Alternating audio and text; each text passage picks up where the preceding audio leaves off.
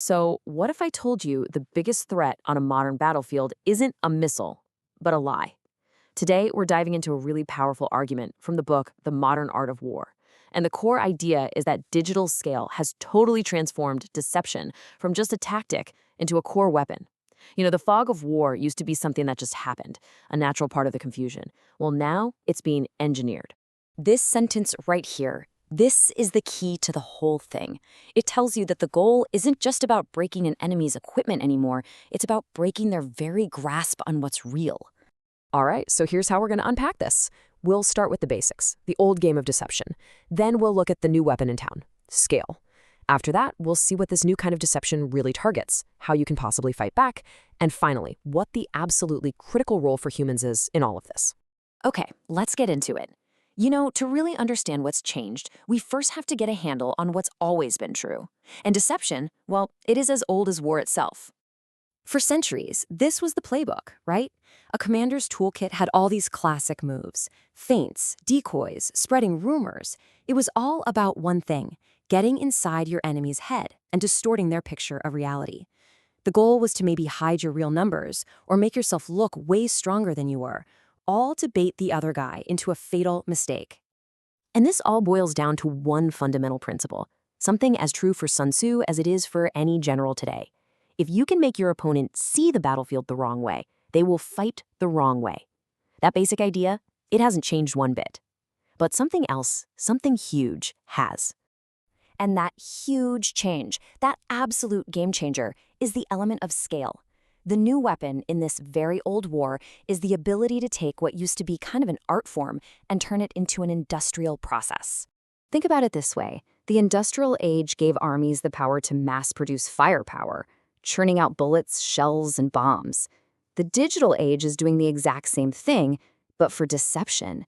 Falsehoods can now be manufactured on an assembly line, just like artillery shells. And the toolkit is just wow. We're talking about everything from simulated radio traffic to deepfake videos with synthetic voices of world leaders, doctored images that can circle the planet in minutes, and just flooding networks with so many contradictory reports and fake sensor data. I mean, what used to take a team of skilled spies weeks to pull off can now be launched at the speed of light. And this leads us to a really crucial shift in strategy. See, the objective isn't really to make you believe one specific lie anymore. The real goal is to flood the zone with so much noise, so much contradiction, that you just can't bring yourself to trust anything. Now, this new capability has a very specific target in mind. If the goal is to make everything harder to trust, then you're not aiming for a tank or a soldier. You're aiming for the entire decision-making process. Imagine this for a second. You're a military analyst. A report comes in, the bridge you need for the advance is clear. Okay, great. That's a green light.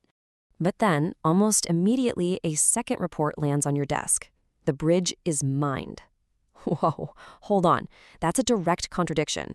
Do you go or do you stop? The clock is ticking, and you're paralyzed. Then you get what looks like the tiebreaker: crystal clear video footage. It's your own forces, and they're already crossing the bridge. Phew. Okay, it seems like that second report was wrong. But then, someone on your team digs into the video's metadata, and uh-oh, the timestamp is faked. That video is from 3 days ago. Now you're not just back to square one about the bridge, now you're questioning the very tools you rely on. This isn't just one lie, it's what the book calls manufactured weather, an entire environment of engineered confusion. And this is where the brutal economics of it all come into play. An adversary can spend pennies to create a fake digital target, a ghost on a radar screen. And that cheap fake can force you to fire a multi-million-dollar missile. That quote from the beginning starts to make a lot of sense, right? Confusion is vastly cheaper than destruction. So the real target isn't a physical thing. It's the cognitive bloodstream of a modern military. It's the trust between people, the speed of analysis, and the confidence of a commander to make a decisive call. If you can attack that, you can win without ever firing a shot. So, the big question is, how do you fight back when reality itself is under assault? You can't just hope for a better piece of tech to sort it all out for you. It's not enough. You need a whole new doctrine. And a doctrine for this new era seems to have 4 key pillars. First, you have to tell the difference between seeing more and knowing more. 50 conflicting data feeds can actually be worse than one reliable report. Second, you have to treat authentication and verification as critical infrastructure, just as important as fuel or ammo. Third, you have to train for doubt. You have to run exercises where the information you're getting is deliberately bad. And finally, you have to know when to act, when to rely on good judgment instead of waiting for a perfect certainty that's never going to come. And all of this leads to a really fascinating conclusion. In our age of AI and machine learning, the ultimate defense against deception isn't a better algorithm. It's the human mind. You can think of it as a division of labor. Machines are absolutely brilliant at sifting through mountains of data, filtering noise, and spotting anomalies. But what they can't understand is context or consequence or proportionality. That is still a uniquely human job.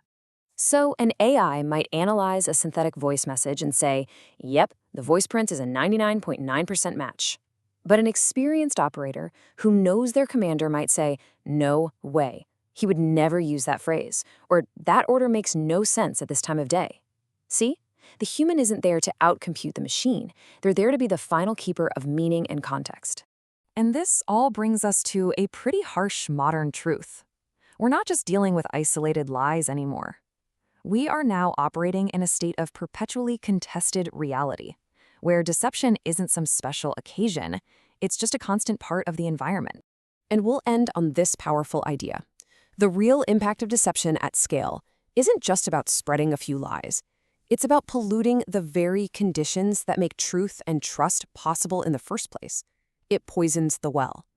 And that is a challenge that goes far, far beyond any single battlefields.